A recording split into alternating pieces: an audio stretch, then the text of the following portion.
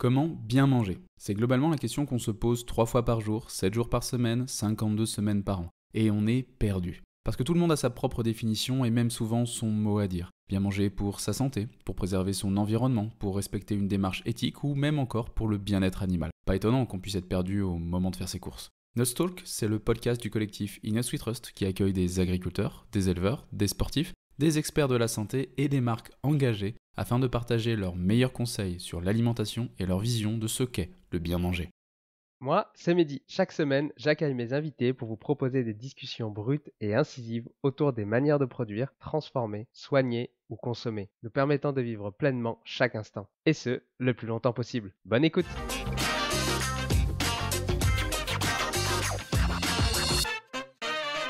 D'après lui, les pains complets ont un indice glycémique supérieur à celui du Coca-Cola.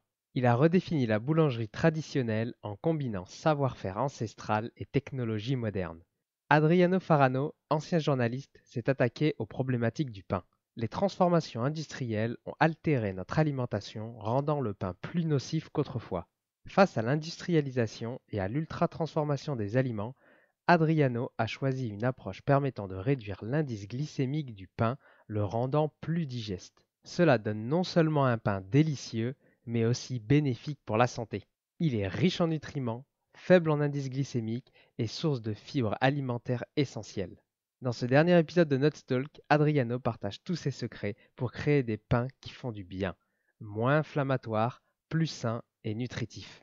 Vous découvrirez comment son enquête journalistique a transformé sa carrière et l'a conduit à ouvrir sa propre boulangerie.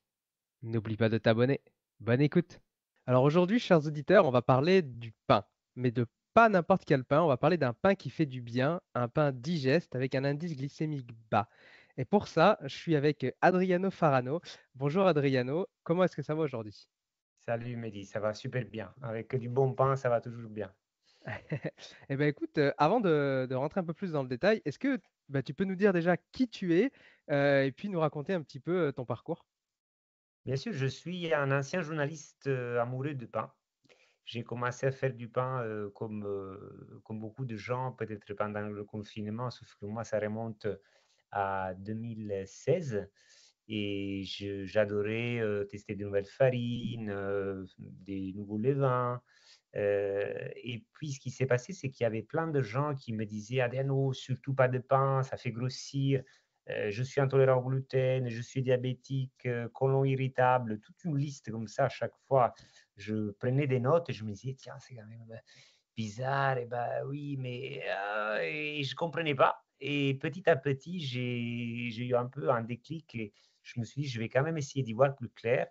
Après tout, je suis journaliste et donc j'ai monté une espèce d'enquête qui a donné lieu à un livre qui s'appelle «Je ne mangerai pas de ce pain-là», édité par le Rouergue, et puis à une boulangerie qui s'appelle Pane Vigo et qui existe depuis 4 ans à Paris, sachant qu'on envoie aussi notre pain partout en France. On va revenir un peu plus en détail par la suite sur ces caractéristiques du pain. J'aimerais savoir pourquoi tu es parti un peu sur ce côté du pain, sur l'alimentation.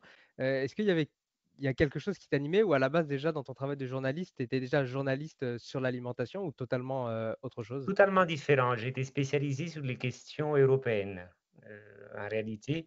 En revanche, j'ai toujours, grâce à ma grand-mère surtout et de façon générale à ma famille, porté un regard, toujours très, attaché, attachant, affectueux presque avec, ce que je mangeais.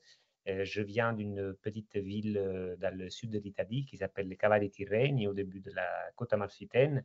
Et pour nous, manger a été toujours quelque chose de très important. En même temps, j'ai grandi dans les années 90, quand années 80-90, quand l'industrialisation rampante permettait des gains de temps qui étaient quand même importants pour des parents qui, pour la première fois dans une génération, se trouvaient tous les deux à travailler. Et donc, j'ai été un peu, comme beaucoup de gens dans ma génération, je pense aussi au côté digital versus analogique, un peu entre deux chaises. D'un côté, ce côté ancestral de l'alimentation très cher, je pense à toute la Méditerranée et à d'autres régions du monde. Évidemment aussi, et de l'autre, une industrialisation dont on voyait quand même énormément de bienfaits, de praticité, mais qui, avec le temps, a pris littéralement une place beaucoup trop prépondérante. Et donc, cet intérêt pour ce que je mangeais a toujours fait partie un peu de mon ADN. Si tu es perdu et ne sais pas quel produit nutritionnel pour sportif choisir, utilise le ScanNuts. C'est un outil gratuit qui analyse et compare plus de 800 produits. Le ScanNuts analyse les produits sur 4 catégories qui sont la santé, l'environnement, l'éthique et la nutrition. Alors pour apprendre à mieux consommer en étant conscient de la composition de chaque produit et économiser de l'argent en s'orientant vers des produits réellement utiles et sains, rendez-vous sur eatnutswetrust.fr. Le lien est dans les notes de l'épisode. Et du coup, j'ai une question un peu dans le podcast que je pose assez régulièrement, c'est pour toi, c'est quoi bien manger? Parce que tu parles d'un pain qui fait du bien. Est-ce que tu aurais ta propre définition, toi, de bien manger?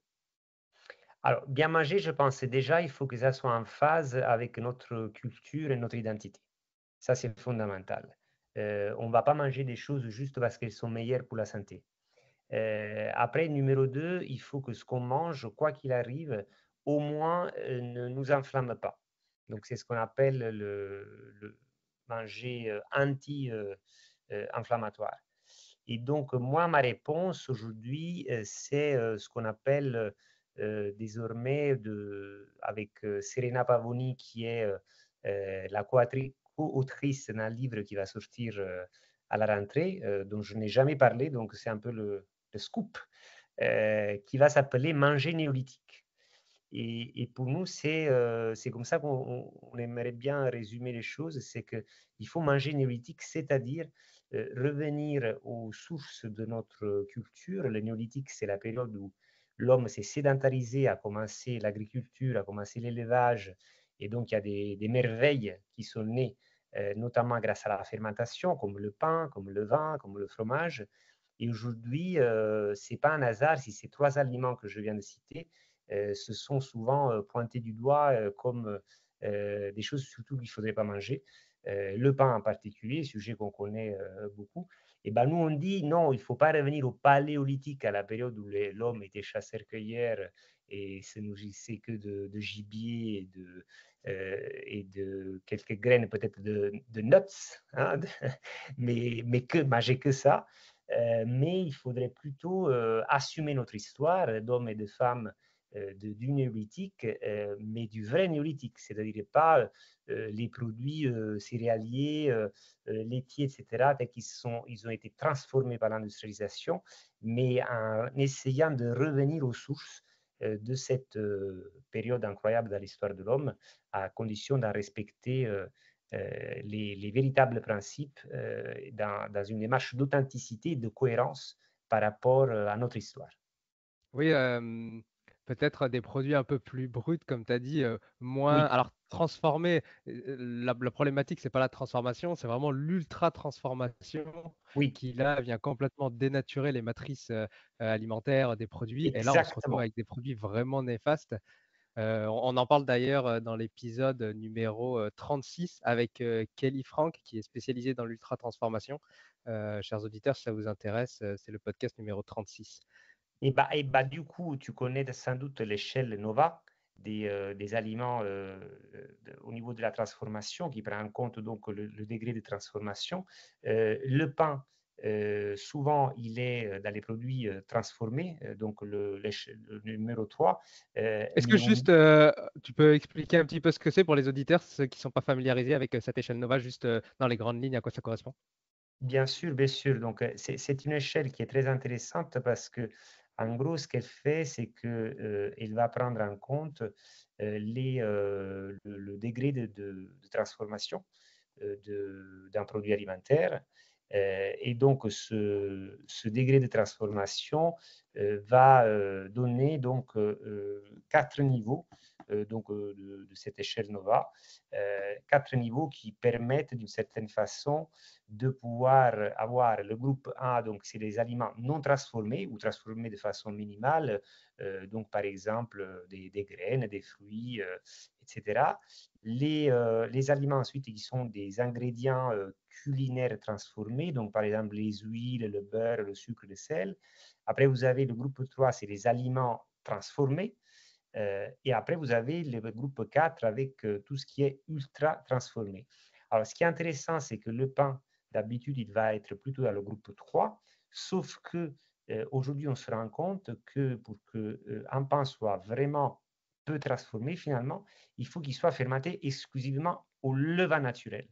Et là, on rentre un petit peu dans le cœur du sujet, en tout cas ce qui, moi, m'a poussé à me reconvertir, c'est qu'aujourd'hui, si on prend donc le pain, vous avez besoin de 3 préalables, de mon point de vue, pour qu'un pain soit vraiment digne de ce nom. Un va se situer au niveau de la variété de céréales utilisées.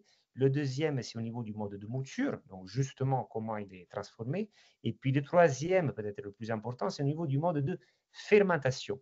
Et à partir de là, on se rend compte que de facto, aujourd'hui, 99% des pains sont ultra transformés. Pourquoi? Parce qu'ils ne contiennent pas du levain, ou alors s'ils en contiennent, ils vont contenir également de la levure. La levure va prendre le dessus sur ce qu'on appelle la fermentation lactique, et donc le pain va perdre tout intérêt nutritionnel pour tout un tas de raisons qu'on va voir tout à l'heure, je pense. Oui, tout à fait. Bah, d'ailleurs, tu dis que tu fais un pain qui fait du bien, c'est un peu ta phrase favorite.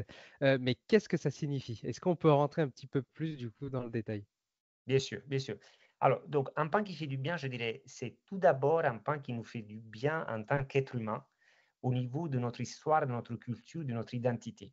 Si on ne peut plus manger de pain, bah, on n'est plus véritablement en phase avec cette épopée magnifique d'Homo sapiens à partir du néolithique, quand on est arrivé à justement à transformer des graines sauvages, donc les fameuses nuts dans lesquelles que we trust, et ensuite, grâce à la pierre néolithique, c'est Neos Litos, nouvelle pierre, à transformer cela en farine, avec un petit peu d'eau, les faire fermenter, et créer donc un aliment qui nous a accompagnés justement pendant les siècles. Et je choisis ce verbe accompagner, non pas par hasard, mais parce qu'il vient du latin ad cum pane.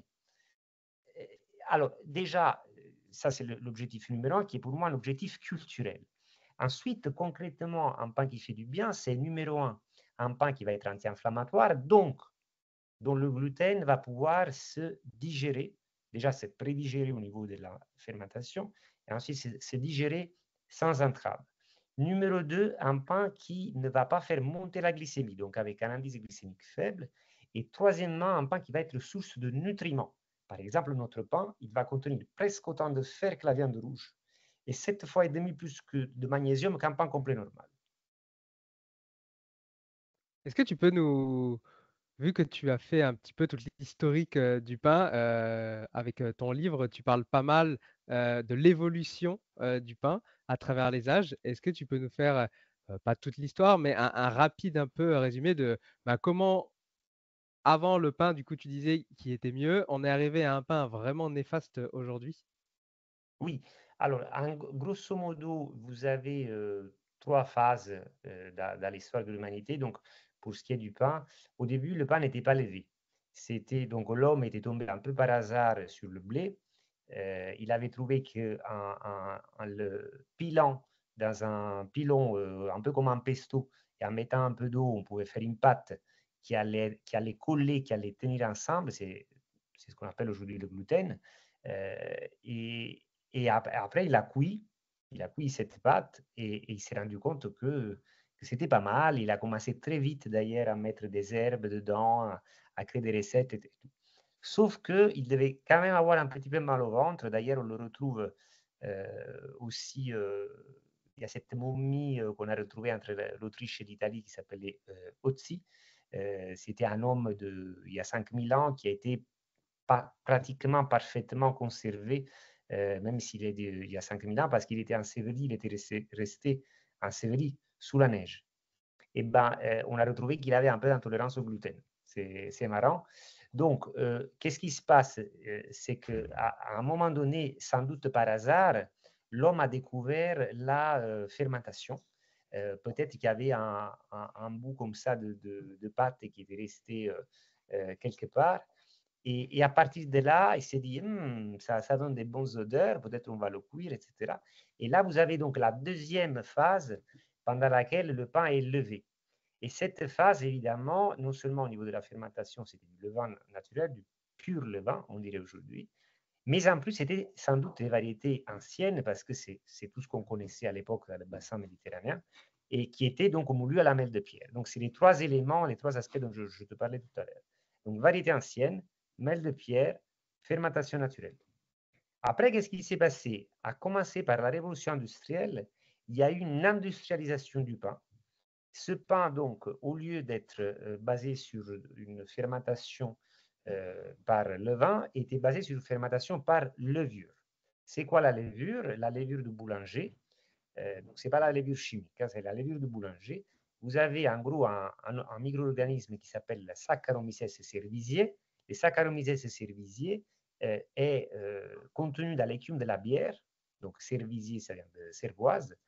Et un grand avantage, c'est que la fermentation, elle va très très vite, sauf qu'après, vous perdez tous les avantages de la fermentation par le vin naturel, c'est-à-dire la baisse de l'indice glycémique, une meilleure assimilation des oligoéléments, et puis une prédigestion du gluten, sans parler du temps de conservation du pain qui est beaucoup plus long. Et donc, à partir de là, on a également changé le mode de mouture, mode de mouture qui est désormais non plus à la mêle de pierre, mais au cylindre métallique. Donc, tu as parlé tout à l'heure de matrice alimentaire, ça n'a rien à voir. Et évidemment, pour finir, c'est le changement donc, de la génétique, c'est qu'au lieu d'utiliser des variétés anciennes de blé, on a utilisé des variétés modernes de blé. Et c'est là donc vraiment la troisième phase qui a commencé à se généraliser ville et campagne, on va dire, vers la fin des années 70, mais qui a commencé dans les grandes villes comme Paris dès le début du XXe siècle. Et ben, là, vous avez une véritable déperdition du pain qui donc cesse d'être un aliment de base bénéfique pour la santé, un pain, on aime le dire, vivant, le pain de la vie, pour devenir en fait le pain de la mort. Tu parlais des variétés de blé. C'est quoi les problématiques avec les variétés de blé modernes? Alors, les variétés de blé modernes, donc là je prends le livre Je ne mangerai pas de ce pain-là. Donc, si vous voulez, au début, c'est des variétés, je ne sais pas si on arrive à lire, c'est des variétés hautes. Donc, les variétés sauvages, très, très, très hautes. Avec le temps, la taille baisse, mais pas tant que ça. Donc, là, on arrive aux vieilles variétés de blé. Et puis, à un moment donné, à partir des années 1913, très exactement, on a ce qu'on appelle donc les variétés de blé naine. Ces variétés de blé naine, pourquoi on les préfère? Les paysans les préfèrent parce qu'en étant petites, elles ne vont pas tomber. Il fait augmenter les rendements. Mais en étant petites, d'une certaine façon, les protéines du blé vont être très entassées, ce qui va donner en fait un gluten beaucoup plus élastique, ce qui est super pour le pétrissage, qui va du coup être plus intensif. La pâte va supporter ces pétrissages, mais ça va donner un gluten beaucoup plus élastique aussi et donc beaucoup plus difficile à digérer. Cela dit, ce n'est pas aussi simple que ça, parce que sinon il suffirait de prendre des variétés de blé anciennes et puis on a fini l'histoire. Malheureusement, ce n'est pas aussi simple que ça. Donc, moi, ce que j'ai fait, c'est que j'ai pris les 35 variétés anciennes de blé les plus cultivées en Italie et en France.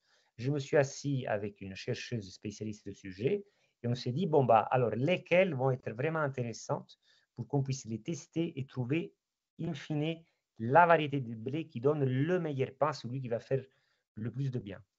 Et là, on est tombé sur une variété sicilienne d'un blé très rare, un blé dur, parce qu'en général, on va faire le pain avec le blé moderne, et le blé tendre, qui s'appelle Russello et qui, qui va donner donc un pain, et là, je peux vous le montrer, qui est donc, ça c'est notre pain Sapiens, c'est un pain donc, qui va être extrêmement facile à digérer parce que, entre autres, Donc, on va utiliser cette variété de blé dur ancien qui s'appelle le Rousselot. Donc c'est un pain artisanal. Donc vous faites un peu, je ne sais pas si vous faites à la main. Donc les pains Bien artisanaux sûr. sont de meilleure qualité que les pains, on Alors, dit, un peu industriels. oui, mais alors c'est là où les choses se compliquent. Parce que la France, par rapport à d'autres pays comme l'Italie ou la Belgique, elle a une législation très intéressante selon laquelle les établissements qui ont le droit de s'appeler boulangerie artisanale ou même boulangerie tout court, mais on utilise souvent l'adjectif artisanal pour souligner le côté justement artisanal de la démarche, ce ne sont que ceux sur lesquels on va faire le pain sur place. D'accord? Et donc, dans la tête des gens, on se dit, ah, le pain est artisanal, donc tout va bien. Là aussi, ce n'est pas aussi simple, parce que dans l'immense majorité des boulangeries, tu vas avoir, dit artisanal, tu vas avoir des blés modernes qui ont été transformés, moulus au cylindre métallique au lieu d'être moulus à la miel de pierre, et fermentés avec la levure. Donc c'est un pain mortifère, ce n'est pas du tout un pain vivant. Il a beau être artisanal, dès que tu mets les pieds dans une boulangerie aujourd'hui, tu as quand même plus de 9 chances sur 10 de te faire empoisonner. J'exagère peut-être avec le mot empoisonné parce que tu ne vas pas sortir en mangeant ta baguette et tu tombes par terre, mais c'est une mort lente, à petit feu. C'est ce qu'on appelle l'inflammation chronique. À partir du moment où on sait que ce blé est pro-inflammatoire, et ça on le sait, parce qu'il y a un peptide qui est généré, qui s'appelle le 33-MR, qui a été découvert, qui est pro-inflammatoire. On a la zonuline qui a été découverte par Harvard, qui est sécrétée par l'épithélium de tous les sujets cœliaques, pas cœliaques, intolérants ou pas intolérants, dès lors qu'ils mangent du gluten. Donc aujourd'hui, on sait que le pain est pro-inflammatoire. À partir du moment où on sait que le pain est l'aliment le plus consommé en France, c'est-à-dire que les gens, 95% des Français, ils en mangent matin, midi et soir, et quand on sait tout ce que ça génère l'inflammation chronique, cancer, Alzheimer, diabète. Moi, je touche du doigt. J'espère que tous les gens qui écoutent ces podcasts, qui mangent une baguette tradition ou un pain complet, il faudrait appeler un complet, ça on en parle tout à l'heure, mais tous ces gens-là qui n'attrapent jamais aucune maladie. Hein. Mais évidemment, si vous regardez les études, vous mangez du pain artisanal tous les jours, et ben bonne chance. Et du coup, les problématiques de ces pains-là viennent principalement de la farine qui est raffinée.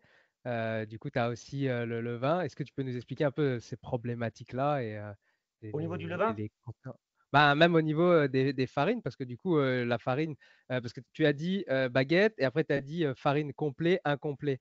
Du coup, est-ce que le raffinage de la farine a également aussi un impact important? alors voilà, donc on a parlé des variétés de blé.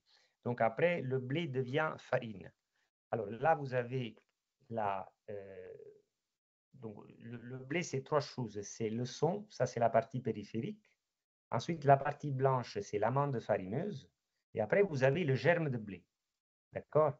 Donc, la mouture moderne au cylindre métallique a été faite exprès pour obtenir des farines blanches. Parce que les consommateurs, qui ont toujours été très bêtes, demandaient du pain blanc. D'accord? Il n'y a pas eu de complot ici. C'est les gens qui voulaient du pain blanc. Très bête. Et donc, on leur a donné du pain blanc. On a Pour une raison inventé de pureté, du coup, le blanc une rappelle raison la de couleur pureté pure. parce que depuis l'Égypte ancienne, on préfère le blanc au noir. Il y a un côté un peu raciste, entre guillemets, dans la démarche, enfin, pas raciste au sens politique du terme, mais parce que, mais même on parlait de race pure de blé. Hein, Mussolini parlait de race pure de blé. Donc il y a ce côté blanc, blanc c'est meilleur. Bon. En tout cas, là, vous avez, du coup, les consommateurs ont obtenu tout le blanc qu'ils voulaient, pas cher. Donc, le pain blanc qui avant était réservé aux riches parce qu'il était plus difficile, c'est-à-dire que tu faisais la mouture à la mêle de pierre, après, tu avais besoin de tamis. Et donc, tu avais une partie qui était enlevée, qu'on donnait aux animaux, donc ça se comprend que c'était plus cher. Donc, avec cette invention, donc les moulins donc, au cylindre métallique, c'est fait exprès pour obtenir une farine blanche. Donc là, tout le monde est content. D'ailleurs, il y a les expressions en français, manger son pain blanc en premier. Non, c'est une expression de la langue française. Alors, qu'est-ce qui s'est passé? C'est qu'à un moment donné, il y a eu un revirement, comme souvent dans l'histoire. On s'est rendu compte, ah, mais en fait, dans le son, il y a quand même des minéraux, il y a des fibres. Donc, on va essayer de faire aussi du pain complet. Donc, tous les grands moulins, les grands moulins de Paris, Soufflot et tout ça, ils ont commencé à partir des années 90 à se remettre en ordre de marche pour refaire du pain complet. Sauf qu'entre-temps, on avait découvert que le germe de blé, qui est donc cette partie-là, toute petite, en fait, c'est un hyper puissant super aliment. Il contient des acides gras essentiels pour les fonctions cognitives. Donc, entre-temps, ils avaient commencé à le revendre très cher à l'industrie pharmaceutique. T'imagines qu'est-ce qu'on est bête. C'est-à-dire, tu vois où je vais en venir. C'est-à-dire que l'élément le plus précieux du grain de blé, aujourd'hui, part à la pharmacie et nous, on va l'acheter 150 fois plus cher. Alors qu'il a toujours fait partie de l'aliment de base. Alors, on a parlé des acides gras essentiels, mais encore, le germe de blé en contenant des lipides, évidemment, il va freiner l'action du glucose et donc, il fait baisser l'indice glycémique. Voilà. Donc, mais évidemment, ils ne vont pas te le mettre dans le pain complet. Donc, ils vont te mettre un peu de son, parce que sinon, ça va aux animaux. Donc, toi, tu es consommateur occidental de ville, ah, je veux le pain de campagne, bobo, entre guillemets. Voilà, pas de problème, on va te le mettre dedans. En plus, bio, tranquille. Mais le germe de blé, tu le vois même pas avec les jumelles, parce qu'il part à la pharmacie. Donc, le consommateur, il est trompé, parce que lui, il demande du pain complet. En réalité, il faudrait appeler pain incomplet. Alors, ça va sans dire que moi, quand j'ai compris un peu les choses telles qu'elles étaient, j'ai demandé une mouture à la mêle de pierre, donc avec une matrice qui est, donc là, c'est vraiment le plus pur qui soit, c'est-à-dire que tu as le blé qui est écrasé. Voilà, basta. Ensuite, il est passé dans un tamis assez épais pour enlever juste la partie ligneuse extérieure qui de toute façon n'est pas comestible. Donc, on est sur un taux d'extraction de 95%. Et grâce à ça, et grâce aussi à ce que j'ai en amont en termes de richesse nutritionnelle pour ce blé Rousselot, j'obtiens un pain donc avec 2,5 mg de fer sur 100 g, 253 mg de magnésium sur 100 g, qui en plus, grâce au levain naturel, peuvent être facilement assimilés. Donc, c'est un super aliment. Mais on n'invente rien, c'est-à-dire que le pain a toujours été un super aliment. C'est depuis un siècle, même pas, ce qui est rien dans l'histoire de l'humanité, qu'il est passé d'être le pain de la vie au pain de la mort. J'ai l'impression que tu parles beaucoup un peu de savoir-faire. Tu parles de la meule de pierre parce que tu dis de revenir un petit peu en arrière. Est-ce que du coup, alors je vais être un peu peut-être pas cash, mais est-ce que tu es un peu réfractaire à la technologie, aux avancées un peu pour soulager, on va dire, le boulanger ou tu vois où je veux en venir un peu qu'est-ce que tu peux nous dire là-dessus? Alors, ce que je peux te dire là-dessus, c'est que en France, tu as un label gouvernemental décrété donc par le ministère de la Recherche qui récompense les sociétés qui font de la recherche et de l'innovation. Il s'appelle Jeunes entreprises innovantes. C'est pour les startups innovantes. Pour pouvoir l'obtenir, il faut embaucher au moins un chercheur et tous les ans, il faut produire une petite documentation pour expliquer si oui ou non on a fait de la R&D, la recherche et le développement. Et bien, sur 35 000 boulangeries en France, nous sommes la seule qui a ce label. Et en même temps, tu as raison. On parle de mêle de pierre, on parle de néolithique, etc.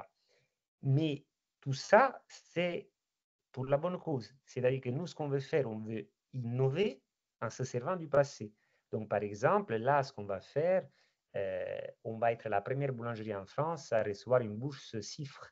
C'est-à-dire, la bourse CIFRE, c'est une bourse qui, en fait, permet à une société innovante de se voir 30% du salaire d'un chercheur pris en charge par l'État. Et donc, il s'appelle Cyril, il va commencer là le 1er septembre, et il aura donc un, un rôle chez nous de conduire un programme de digestibilité en partenariat avec AgroParisTech. On va utiliser la fine fleur de la science moderne. Donc, on aura un digesteur automatique. En gros, c'est une machine qui te permet de voir toutes les phases de la digestion comme si c'était un corps humain, sauf que tu les vois de façon complètement transparente. On va faire des analyses in vivo donc sur l'épithélium avec un prélèvement de la membrane intestinale chez des volontaires qui auront mangé pane vivo pendant 15 jours, ensuite 15 jours de pas gluten du tout et 15 autres jours, les pauvres, d'une alimentation avec baguette tradition pour comparer les marqueurs de l'inflammation. Donc, on ne peut pas faire plus innovant, mais in fine, on se rend compte que les anciens avaient raison. C'est-à-dire, voilà, blé ancien, meule de pierre et fermentation naturelle.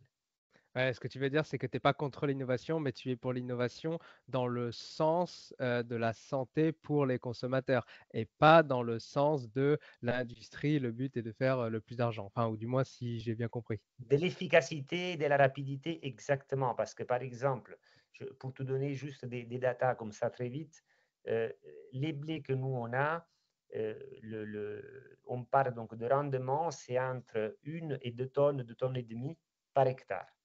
Le bio moderne, c'est 4 ou 5 tonnes. Le blé conventionnel, il a 7,5 tonnes, par exemple. Tu prends le temps qu'il faut pour moudre du blé, faire de la farine. La mêle de pierre, c'est 40-50% moins rapide que les cylindres métalliques. Le temps de fermentation, 1-2 heures, tu peux avoir du pain avec la levure. Nous, c'est 48 heures le cycle entier. Entre le rafraîchi du levain, on attend, après on incorpore au pain l'autolyse, le pain monte, le pointage, après il part en chambre froide. Enfin, c'est toute une autre, c'est une chronobiologie presque incroyable parce qu'on va respecter le tempo de la nature pour se faire du bien. Alors du coup, je résume un petit peu. Donc, on choisit des variétés anciennes. Ensuite, on choisit une mouture à la meule de pierre pour vraiment garder l'entièreté du grain. Et ensuite, alors, on passe au levain. C'est bien ça? C'est ça, c'est ça. Mais c'est Alors, pas pourquoi n'importe cette quel. fermentation, elle est importante? Du coup, est-ce que tu peux nous dire, nous parler un peu de ses caractéristiques entre le vin? Bien sûr, bien sûr. Donc, la fermentation que vous retrouvez en général en boulangerie, c'est une fermentation à la levure. C'est quoi la levure? C'est ce qu'on appelle la levure de boulanger. C'est un être minuscule qui s'appelle la Saccharomyces cerevisiae, qu'on retrouve également dans la levure de la bière, dans l'écume de la bière. Mais ce micro-organisme-là, on le trouve aussi dans le levain naturel, sauf qu'il fait partie de entre 30, 40 et 200 micro-organismes différents. L'homme a compris à un moment donné que parmi tous ces micro-organismes, surtout des bactéries lactiques, mais aussi certaines levures, il y avait justement cette levure qui était la plus rapide de tous, donc il est arrivé à l'isoler et il en a créé des petits cubes qu'on appelle la levure de boulanger pour aller plus vite. Mais on a perdu tout. On a perdu la baisse de l'indice glycémique, la meilleure assimilation des oligo-éléments, la prédigestion du gluten et le temps de conservation plus long. Et donc, en faisant ça, on a dépossédé le pain de son rôle nourricier. Et ce rôle nourricier, tu l'obtiens avec le levain naturel, mais à une condition, que tu ne mettes que du levain naturel.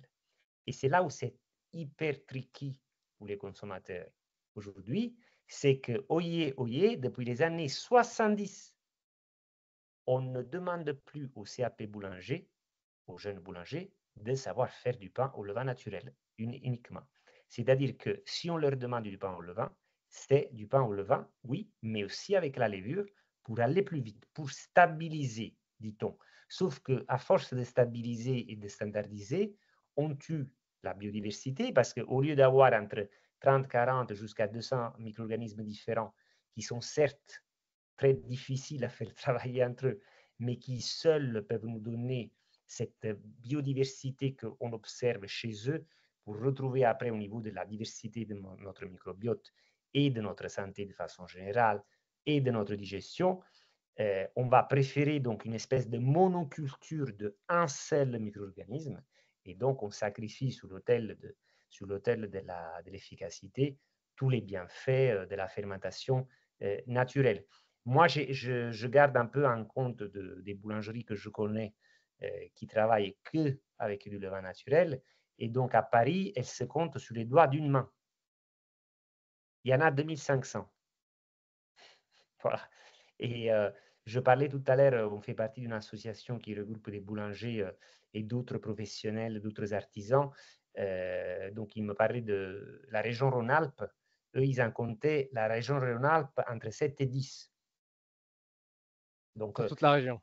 voilà. Donc, il y en a, mon estimation qu'en France, vous en avez une sur 1000 des boulangeries qui vont vous donner un pain avec le levain naturel exclusivement.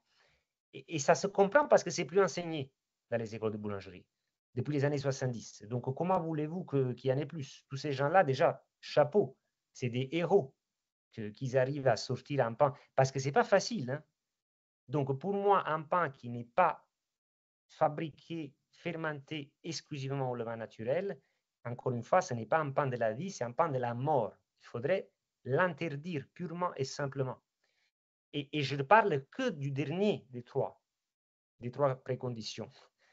La variété de blé, sachant que tout à l'heure, tu as dit blé ancien, ça dépend.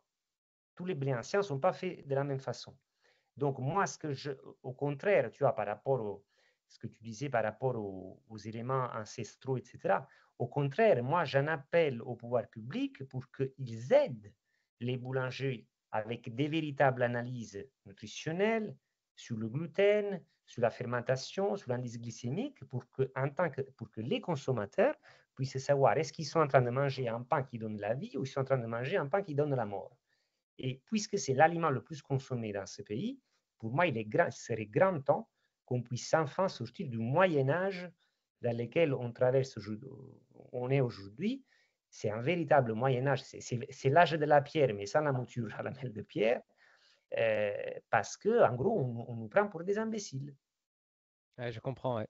Et une fois du coup qu'on a fait lever notre pâton, notre pain, euh, ensuite il va au four. Est-ce qu'il y a une température à respecter ou comment ça se passe après par la suite? Ça, c'est vraiment pas ce qu'il y a de plus difficile. C'est-à-dire que c'est une chaleur tombante. Il faut que le four. Alors, il y a des gens qui préfèrent le four au feu de bois. Moi, je suis contre parce que, sauf si on le fait de temps en temps pour s'amuser, mais parce que quand même, il y a un problème écologique avec la combustion du bois. Et ensuite, il faut juste que ça soit une chaleur tombante et que le pain, une fois qu'il sort du four, avant d'être consommé, puisse être complètement essuyé, c'est-à-dire refroidi.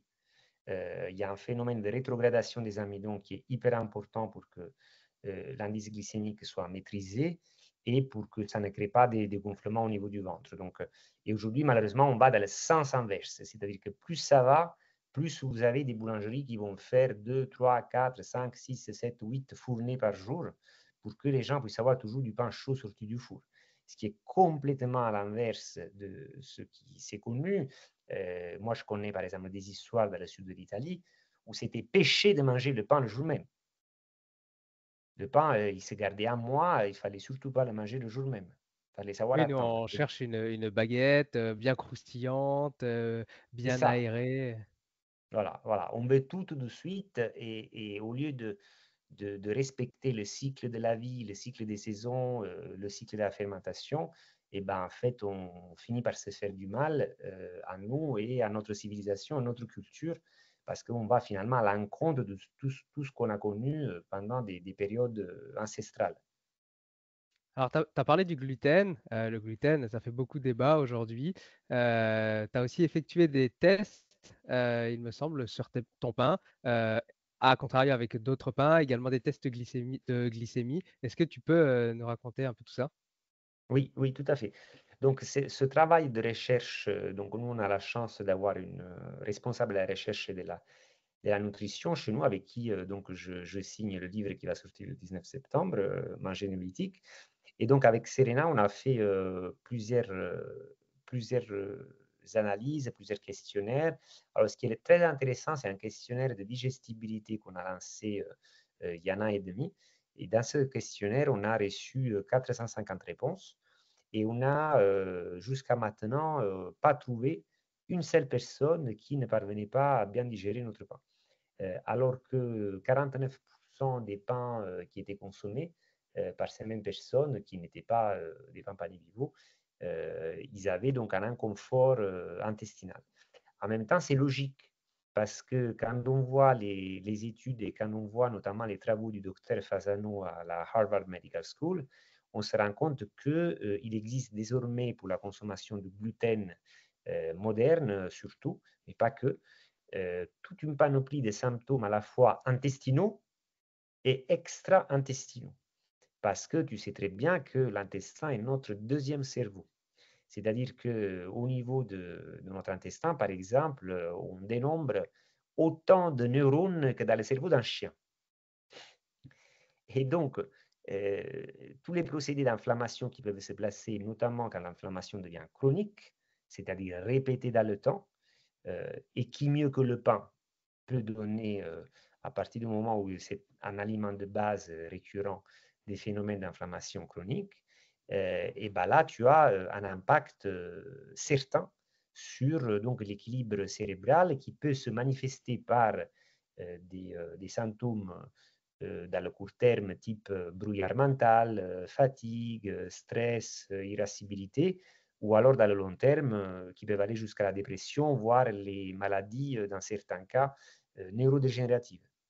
Donc, toutes ces maladies de civilisation, souvent, ils vont avoir une source certaine dans la consommation de gluten moderne. Il y a un livre excellent qui s'appelle Brain Grain du docteur Perlmutter qui explique donc tous ces mécanismes de l'inflammation et comment finalement le gluten va par deux biais, enfin des produits céréaliers avec des mauvaises céréales mal moulues et mal fermentées, vont nous inflammer en fait de deux façons. Une avec le glucose, l'autre avec le gluten. C'est ce que moi j'appelle les glu-glu. Et c'est pour ça qu'on est sous l'eau. Et du coup, les tests de glycémie que tu as effectués, parce que je sais que tu en parles dans le livre, Oui, tu compares avec, enfin, comme quoi le fait d'utiliser du levain avec la source de blé que tu utilises est plus faible que les autres pains. c'est ça. Alors, il y a vraiment trois raisons. Donc, si on en vient donc à la définition que j'ai donnée tout à l'heure, donc des trois éléments pour avoir un prisme de lecture du pain qui sont fondamentaux, c'est-à-dire la variété de blé, le mode de mouture et le mode de fermentation. En fait, il y a, pour ce qui est de la variété de blé, c'est simple, il faut prendre des variétés de blé qui ont le plus possible de amidon résistants. Les amidons, c'est quoi? C'est des glucides complexes. Ils sont complexes, ça veut dire quoi? Ça veut dire que quand on va manger un produit céréalier, c'est pour ça qu'il ne va pas sentir le sucre. Il n'est pas doux, il n'est pas sucré. Voilà. Euh, et, mais les amidons, la plupart du temps, ils vont se transformer en glucose, sauf les amidons résistants. Les amidons résistants, donc resistant starch en anglais, les amidons résistants, en fait, en résistant à l'action des enzymes, ils vont jouer le rôle des fibres alimentaires. Donc, ils vont freiner justement l'action, la course entre guillemets du glucose des autres amidons, parce que tous ne sont pas résistants, en baissant l'indice glycémique. Deuxièmement, le mode de mouture. En gardant le germe de blé, c'est des lipides, donc ça permet de baisser l'indice glycémique. Et troisièmement, le mode de fermentation. Le levain naturel à 100% enclenche ce qu'on appelle la fermentation lactique. La fermentation lactique au niveau du pH et au niveau des micro-organismes qu'elle va solliciter, là aussi, elle va permettre de baisser l'indice glycémique. Donc ça, c'est ce qui explique les résultats de notre étude clinique, selon laquelle donc Panelio avait un IG moyen de 48,6, donc en dessous de la barre des 55, pour que ça soit un indice glycémique faible. Et c'est ce qui explique, à contrario, pourquoi le pain blanc, il a un indice glycémique élevé, ce qui était ce qu'il fallait s'y attendre d'une certaine façon, mais également pourquoi le pain complet, aujourd'hui, a un indice glycémique élevé. selon une étude que j'ai pu trouver, une étude de l'INSERM, donc quand même, on est à 85, de 0 à 100. Je rappelle que le Coca-Cola est à 63. Et ce n'est pas une pub pour le Coca-Cola. Donc, on peut légitimement se demander, mais dans quel monde vit-on si même le pain, et je parle ici du pain complet, va avoir un indice glycémique supérieur à celui du Coca-Cola. Donc, si le pain est à ce point corrompu, imaginez le reste. Alors, moi, je ne veux pas faire un discours anxiogène. Ce n'est pas mon objectif. Je vais faire un discours positif. Moi, mon discours, c'est de dire, moi, ça fait 4 ans de ma vie que j'ai décidé de consacrer la plupart de mon temps à ce combat pour essayer, et je pense qu'on est encore à temps, d'enrayer cette course effrénée vers la catastrophe sanitaire, dont d'ailleurs tous les indicateurs pointent. Hein. Je veux dire, aujourd'hui, on est à 49% de la population française qui est en surpoids ou obèse. 49%.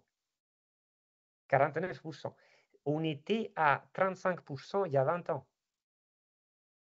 Les gens qui sont en prédiabète, n'en parlons pas. Enfin, c'est une véritable catastrophe. Et là, on continue de tenir des propos qui sont, à mon avis, complètement irresponsables. C'est-à-dire, par exemple, quand on va parler de l'inflation, le coupable numéro un, c'est les biens de base. Il y a même des partis politiques qui veulent bloquer le prix du pain. Alors que, je suis désolé, mesdames et messieurs, dans les années 60, plus d'un tiers du budget d'un ménage allait dans la nourriture. Aujourd'hui, on est à 11%. Voilà. Après, acheter les derniers iPhone, les dernières baskets Nike, les derniers Adidas, etc., je suis désolé, il n'y a aucun problème. Voilà. Mais après, on va manger un sandwich jambon-beurre avec le jambon bourré de nitrate, le beurre qui est blanc, plus blanc meurt, et la vache, la dernière fois qu'elle a vu de l'herbe dans sa vie, c'était il y a 5 générations, et le pain, n'en parlons pas. C'est juste, mais on est très content de le payer 5 euros. C'est pas une société. Il faut, aujourd'hui, on est encore une fois, il faut sortir du Moyen Âge, il faut prendre nos responsabilités, il faut moins manger et mieux manger. Il est encore temps et je pense qu'on peut aller dans la bonne direction. Mais ce qui est intéressant, je reviens sur les différentes analyses que tu as effectuées. Et de mémoire, dans le livre, tu as fait un test avec ton levain naturel et une farine au blé moderne. Et celui-ci avait un indice glycémique moins élevé que la même farine avec de la levure boulangère. C'est bien ça, hein? Oui, parce qu'en fait, si tu veux, le levain naturel est fondamental. C'est pour ça que j'insiste le plus et je pense que c'est l'élément. Moi, je ne suis pas en train de dire que tout le monde devrait manger pané vivo. Je dis juste qu'il y a des 3 éléments. Il y a d'ailleurs le dernier qui est le levain naturel qui est entre guillemets le plus facile à avoir. Il suffirait de changer la formation pour le CAP et à obliger tous les gens qui font le CAP boulanger à apprendre la fermentation au levain naturel. Donc, si vous utilisez la meilleure farine du monde, mais vous mettez de la levure, le pain va avoir un indice glycémique plus élevé que si vous prenez une farine bio moyenne et que vous mettez que du levain naturel. Donc, déjà, commençons par le levain naturel. Ça, déjà, c'est un pas en avant. Et vous, demain, vous voulez venir chez Pané Vivo, on vous accueille les bras ouverts. Vous les commandez sur notre site, on vous livre dans toute la France. C'est très facile. Mais si ça ne vous intéresse pas, vous considérez que le pain est trop cher, au moins demandez de grâce à votre boulanger qui vous fasse un vrai pain au levain digne de ce nom, c'est-à-dire sans levure. Tu as parlé d'assimilation à un moment. On sait que tout ce qui est végétaux, le corps l'assimile un petit peu moins que tout ce qui est animal. Là, je parle particulièrement des protéines, par exemple. Est-ce que le fait d'utiliser un levain naturel change l'assimilation ou là-dessus, tu n'as pas du tout fait de test? Si. Parce qu'en fait, la fermentation lactique elle va permettre une meilleure assimilation des oligoéléments.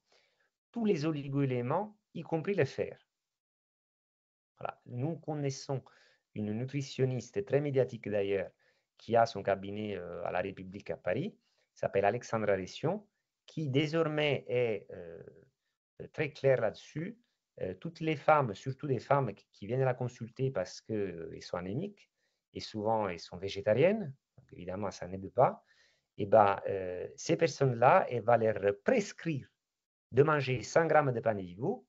Et jusqu'à maintenant, ça a toujours marché. 2 semaines, elles refont les analyses et sont plus anémies.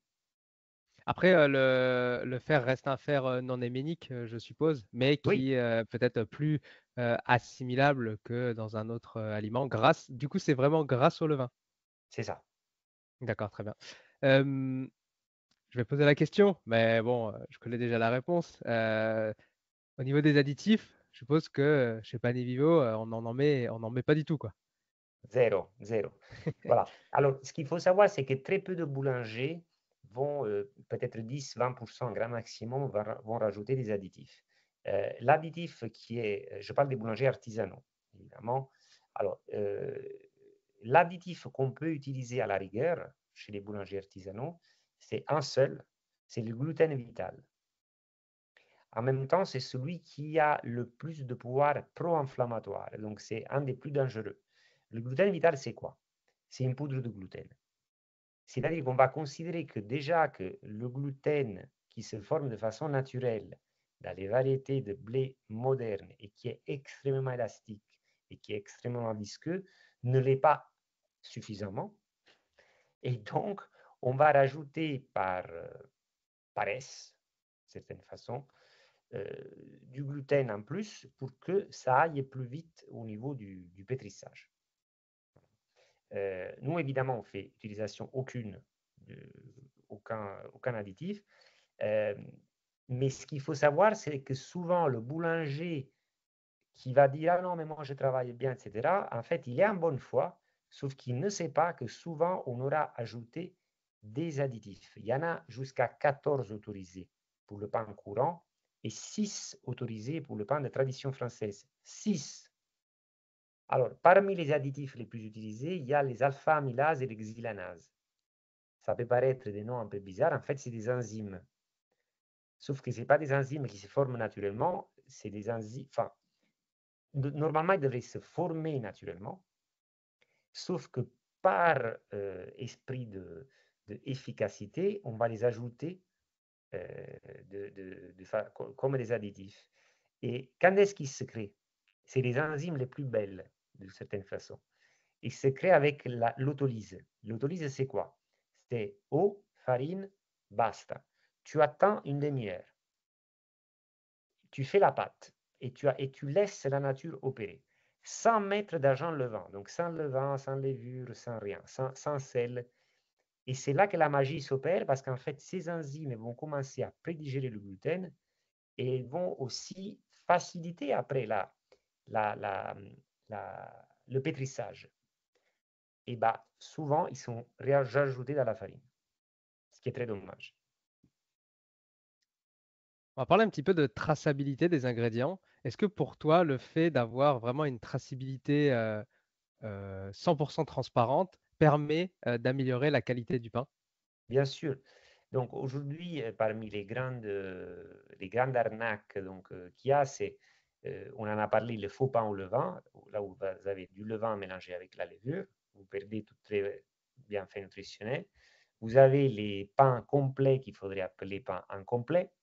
Mais après, vous avez une autre espèce encore plus compliquée à comprendre, c'est des pains, par exemple, nordiques, vikings, multicéréales, multigraines.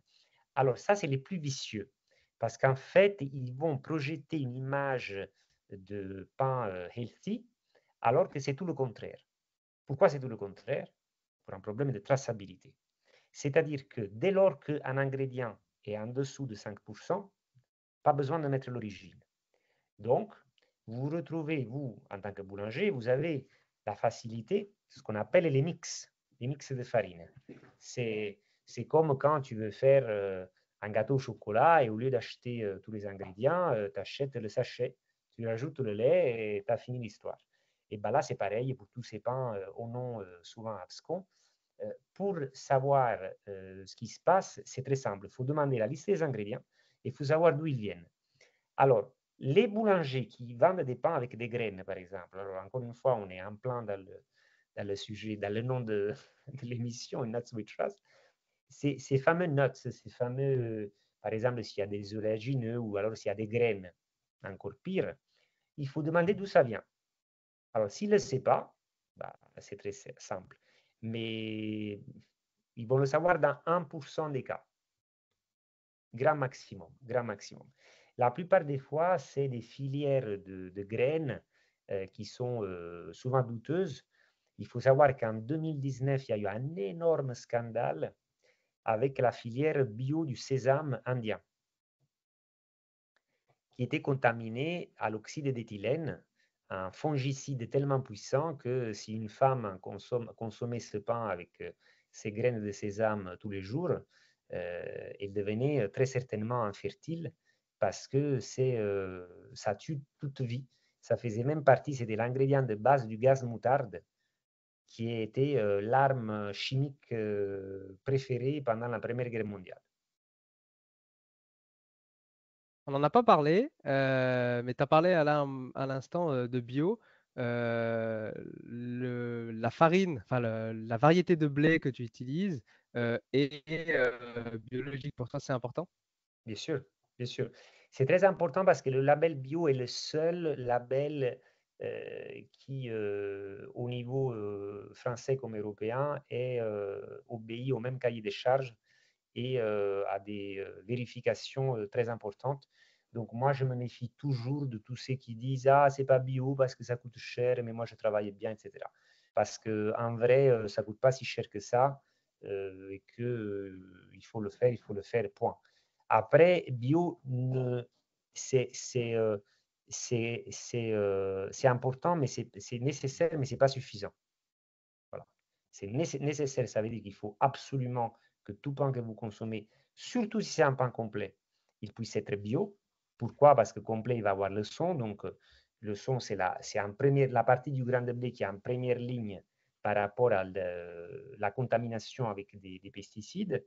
Euh, mais donc, elle n'est pas suffisante parce que les variétés de blé bio peuvent être elles aussi, et d'ailleurs elles le sont dans 90% des cas, des variétés de blé modernes et donc potentiellement très dangereuses pour tout ce qui est de l'inflammation. Est-ce qu'il y a des bienfaits environnementaux de faire de la fabrication artisanale? Là, quand je dis artisanale, c'est tout ce qu'on vient de dire correctement avec la meule de pierre du pain par rapport à l'industrie.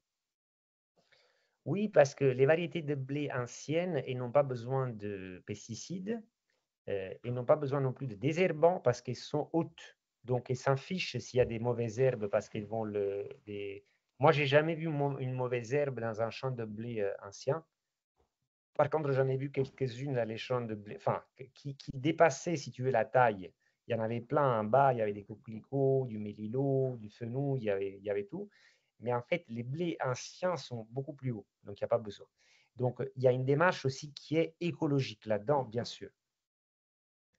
Les enjeux économiques aujourd'hui, puis même sociaux sur l'industrie du pain, il est quand même important. C'est 95 ou 98% des personnes qui mangent du pain. J'ai plus le chiffre exact en tête.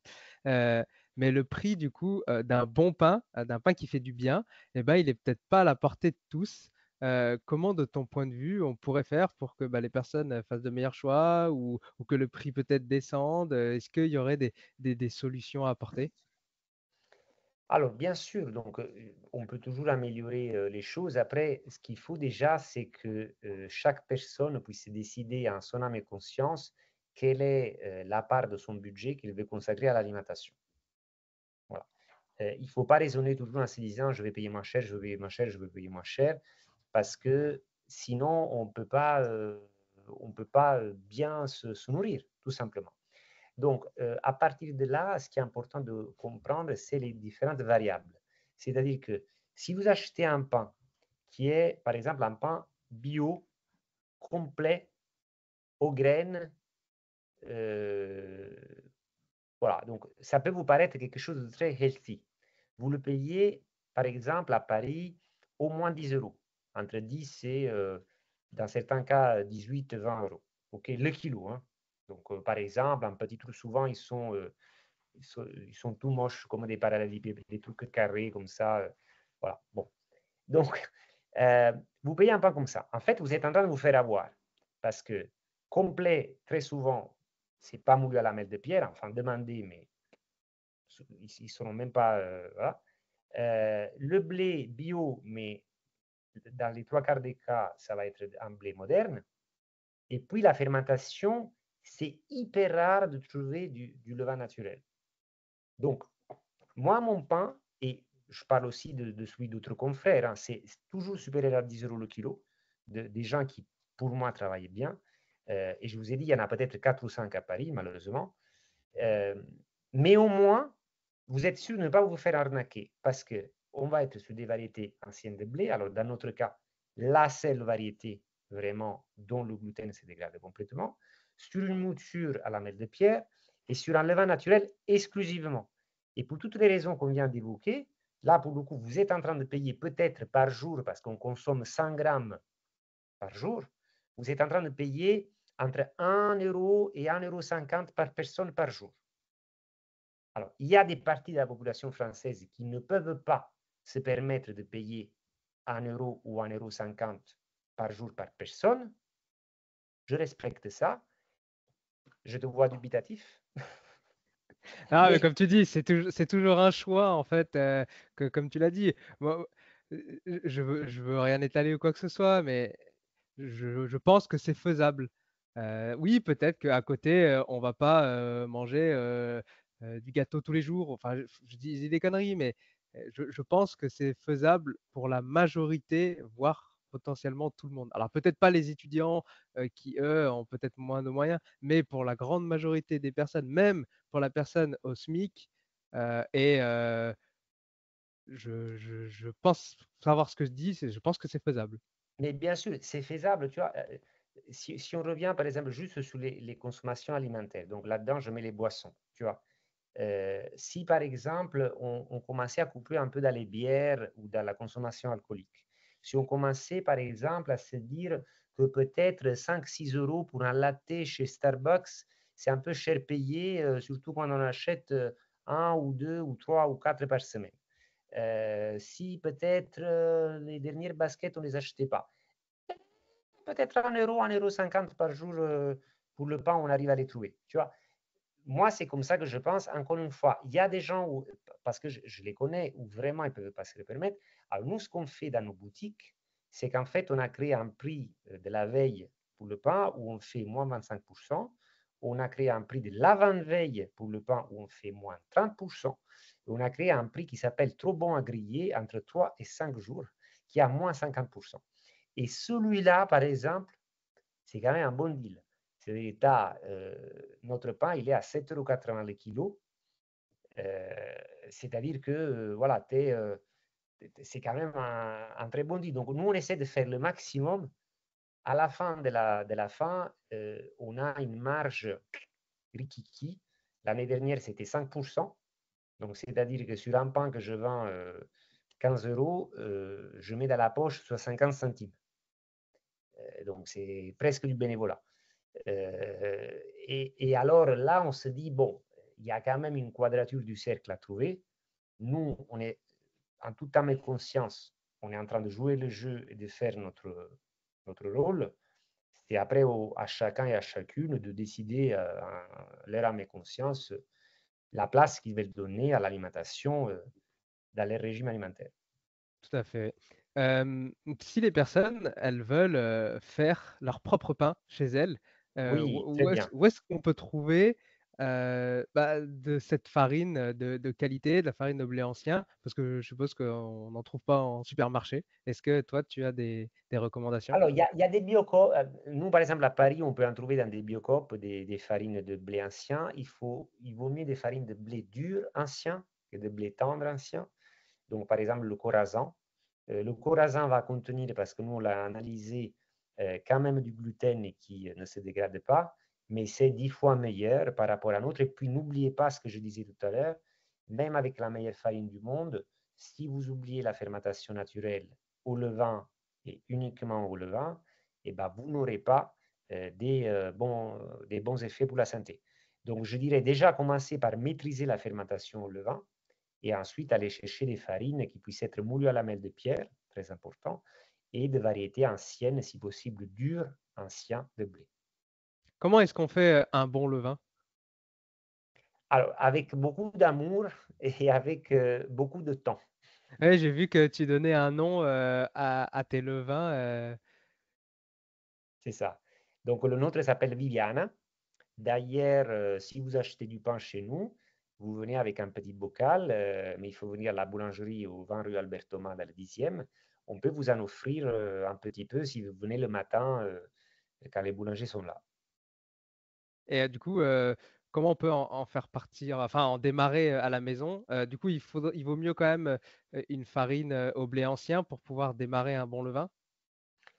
Tu peux commencer même avec une farine normale et après, quand tu trouves une meilleure farine, tu peux passer, tu peux l'incorporer. C'est pas tant ça qu'il faut. Ce qu'il faut surtout, c'est une bonne température. Donc, en ce moment, c'est parfait, surtout si vous vivez dans des zones méditerranéennes où on a un vrai été. C'est pas trop le cas à Paris, malheureusement. Euh, et ensuite, un peu de patience et moi, mon conseil, c'est de ne jamais partir sur 100% de taux d'hydratation. C'est-à-dire qu'en fait, par rapport au poids du levain, vous allez mettre donc la moitié de ce poids, vous le mettez en eau, et après, vous mettez le même poids en farine. Et comme ça, vous allez obtenir une pâte. Vous n'allez pas obtenir une crème. Et ça, pourquoi c'est important, mine de rien? Parce qu'en ayant un peu moins d'eau, le levain va pouvoir se garder plus longtemps. Super, bah, merci pour tes recommandations. Comment les, comment les consommateurs peuvent influencer un peu l'industrie du pain? Comment on pourrait aller faire comprendre qu'on souhaite un meilleur pain? Bah, je pense en soutenant les démarches qui nous parlent en termes de travail de recherche, en termes de travail artisanal au bon sens du terme, en posant les bonnes questions, tout simplement, en montrant aussi qu'on n'est pas d'accord. Alors souvent, nous, on le voit, il y a des boulangers de quartier qui nous envoient, c'est très rigolo, ils nous envoient leurs clients chiants. Euh, C'est-à-dire que non, mais c'est ça. Vous êtes un client chiant, allez chez Panevivo. Parce que voilà, ils n'ont pas le temps, etc. Donc vous avez des fois des gens qui viennent et posent des questions sur la farine, sur le gluten, etc. Je n'ai pas le temps, allez chez Panevivo. C'est marrant ça, dès qu'on veut s'intéresser à quelque chose, du coup, on est quelqu'un de chiant. Bah, c'est pas le cas de tout le monde, hein. Nous, Hmm. en plus, on est dans un quartier avec notre première adresse où vous avez la fine fleur des boulangers, ce qu'on appelle les néo-boulangers, entre guillemets. Donc, il y en a deux ou trois, par exemple, sur les cinq qui sont à côté de nous. Mais le boulanger du coin, bah, malheureusement, si vous lui posez des questions un petit peu techniques ou juste vous êtes curieux, voilà, on vous envoie vous rhabiller, quoi. C'est Je comme sais pas ça. si tu, je sais pas si tu connais Christian Rémézy. Oui, oui, C'est je ne le connais pas comme ça, mais j'ai lu ses livres, et oui. c'est l'ancien directeur de recherche à l'INRAE. Je l'ai interviewé. C'est d'ailleurs l'épisode 39 du podcast. Bon, quand vous écoutez ce podcast, il sera certainement sorti. Là, nous, quand on enregistre, il sort la semaine prochaine. Et il a un combat extrêmement intéressant en ce moment. Eh ben, il se bat pour un meilleur pain et il veut essayer de sortir un label sur un pain qui serait fait avec farine, enfin blé ancien, variété de blé ancienne, au levain, vraiment tout ce qu'on vient de dire aujourd'hui. Donc, je trouve ça vraiment très intéressant. Si ça vous intéresse, chers auditeurs, vous pouvez aller écouter cet épisode, c'est le numéro 39. Mais c'est un combat que je trouve très intéressant et j'espère qu'il va réussir à l'amener jusqu'au bout. Super, super. Christian Rémésy, c'est quelqu'un que j'admire et qui est en train de faire un super travail pour rehausser la qualité du pain, en effet. Ouais. On arrive tout doucement à la dernière question de l'épisode. C'est quoi ton petit plaisir coupable alimentaire, ta collation, ton snack favori? Ça peut aussi être un plat ou un simple aliment. Alors moi, c'est très simple, c'est quelque chose que me préparait, ma grand-mère, une, tranche de bon pain. Vous aurez compris lequel, au moins de quel type, parce qu'à l'époque, le mon pain malheureusement n'existait pas et quand j'étais petit, en tout cas ma grand-mère après elle l'a connu et qu'il soit, un peu toasté, un peu rassis, moi je préfère le pain rassis. Après avec une belle tranche de beurre de vache, ayant brouté l'herbe. Ma marque préférée, si je peux donner la marque, c'est Gabouri. Je sais pas si tu connais, Gabouri? Pas du tout. Alors c'est les seuls produits laitiers dont, tu as la garantie de que le lait soit à base de vache jersiaise et c'est une race de vache qui est beaucoup moins productive, et d'ailleurs ça va faire des je pense des bonnes personnes interviewées, pour ton podcast. Ouais, bah, je viens de noter, ouais. Voilà. Et donc ils ont toutes ces vaches qui sont beaucoup plus petites, et sont moins, productives. Aussi une particularité qui est attendrissante, c'est qu'elles ne se laissent pas, traire tant qu'elles n'ont pas donné à boire à leurs petits, Au petit, ouais. voilà. Et elles mangent de l'herbe entre, donc jusqu'à octobre, à partir du début du printemps. Sinon c'est du foin avec des céréales de la ferme, ils ont beaucoup de céréales d'ailleurs, de l'épeautre, des céréales anciennes. Et donc cette belle tranche de beurre épaisse avec un filet d'anchois. Alors c'est des anchois de chez moi sur la côte amalfitaine, de Cetara. Et après, si je veux vraiment aller sur le summum, je vais mettre un petit peu de vinaigre balsamique et toujours un peu de persil. Ouais, ça donne envie en tout cas. Voilà. En tout cas, beurre anchois, pain beurre anchois, c'est magnifique. En plus, vous savez, les petits poissons au niveau des oméga 3, c'est nickel. Voilà, donc ça, c'est ma petite collation. Je mange jamais hors des repas, mais s'il y a quelqu'un qui vient là en ce moment à 16h48 et qui m'entend une, je dis pas non. Merci beaucoup Adriano.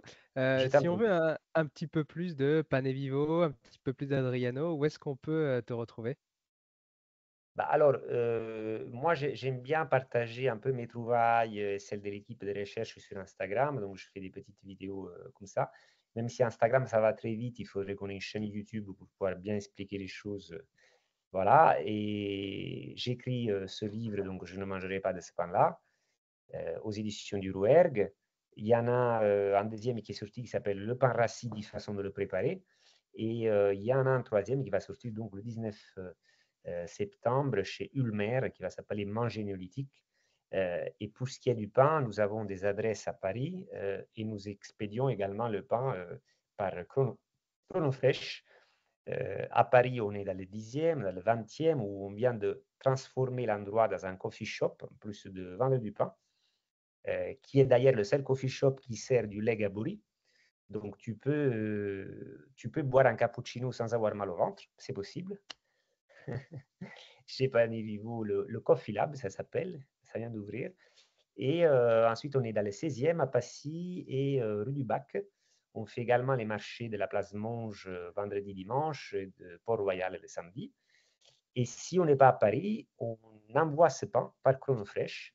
Alors, deux possibilités, expédition ponctuelle, auquel cas on demande une contribution aux frais de port, ou alors abonnement, on peut se faire livrer toutes les semaines, toutes les 2 semaines, toutes les 4 semaines, parce que le pain peut aussi se congeler, auquel cas les frais de port en France continentale sont gratuits.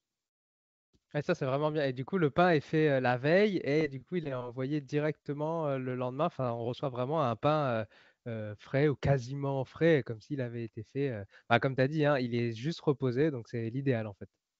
C'est idéal. Il n'y a personne jusqu'à maintenant qui s'est plaint de la fraîcheur du pain. Il se garde bien dans un linge, en dehors d'un frigo. Euh, Tu l'as goûté, non?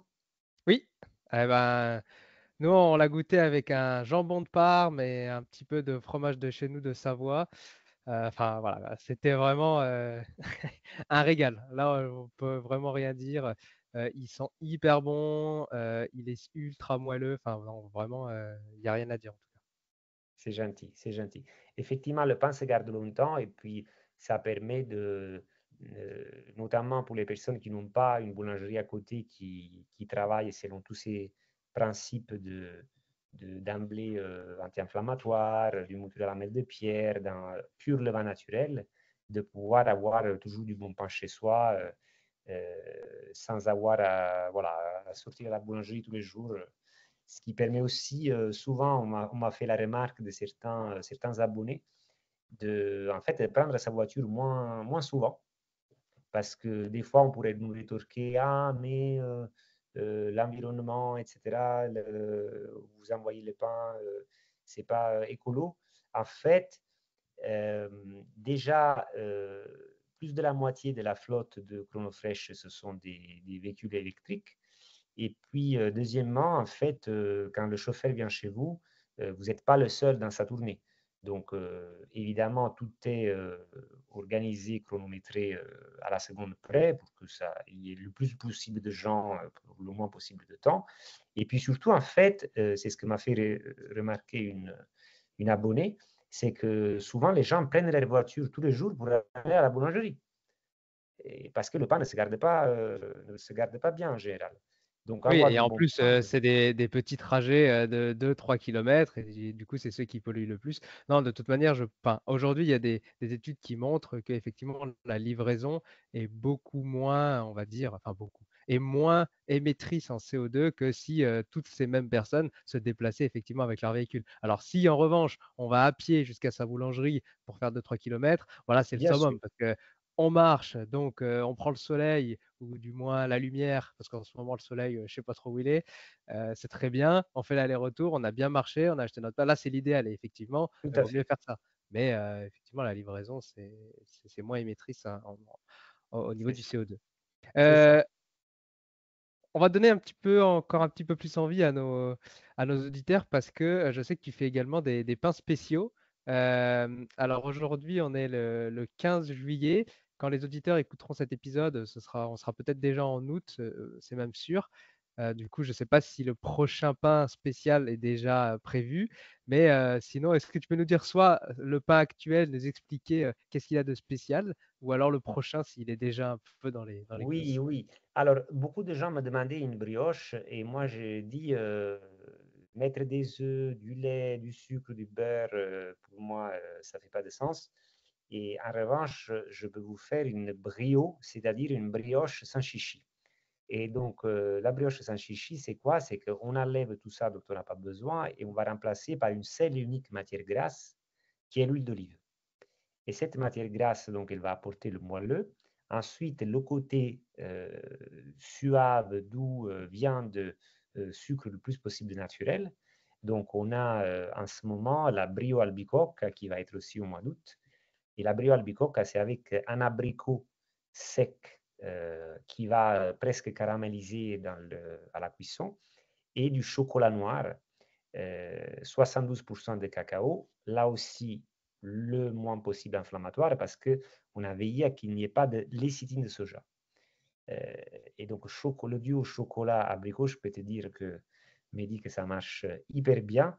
Et en plus, tu as parlé d'absence de soleil. Alors déjà, j'espère que le soleil reviendra d'ici le mois d'août. Mais il faut savoir que l'abricot contient la provitamine A qui permet de mieux fixer le bronzage. Donc, chez Panevivo, on a tout pensé. Ça sort pile poil au bon moment. C'est ça. On a aussi des pains spéciaux qui sont, eux, rarement éphémères, avec l'exception au printemps de la grande ours, qui est à base d'ail des ours. Mais sinon, on a le Sherazade avec sumac za'atar. On a le Livia avec olive et romarin du Cap Corse. Ah, celui-là, il est On très bon a, aussi. Je l'ai goûté effectivement. voilà. Ouais. Et alors, Ah, vraiment très très bon, hein. Franchement, ce hein, petit côté olive, thym, enfin vraiment, ouais, ouais. Et très appréciable. ça a un côté méditerranéen très sympathique pour l'apéro, par exemple.